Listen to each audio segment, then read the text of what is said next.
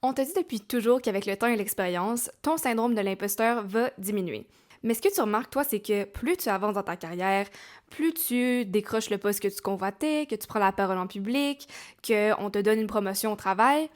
tu remarques que ton syndrome de l'imposteur, il n'arrête pas d'exister, même qu'il est des fois amplifié. Puis, au lieu de prendre le temps de respirer et de célébrer tes accomplissements, la première chose que tu te dis, c'est quand est-ce que quelqu'un va venir te taper sur l'épaule pour te dire qu'il y avait une erreur, et en fait, t'étais jamais à ta place. Est-ce que c'est toi qui as un problème ou est-ce qu'on a mal interprété ce sentiment depuis le début? Selon une revue systématique publiée en 2020 dans le Journal of General Internal Medicine, jusqu'à 82% des personnes ressentent ce sentiment au moins une fois dans leur vie, et chez les femmes high achievers, ça ne disparaît pas avec le succès. Donc, si tu as tout essayé, que ce soit du journaling, des affirmations, parler devant ton miroir, et que tu remarques que rien fonctionne, c'est pas que quelque chose cloche chez toi, c'est juste qu'on t'a jamais appris à l'interpréter de la bonne manière. Ce sentiment fonctionne comme un détecteur et personne t'a appris à le lire.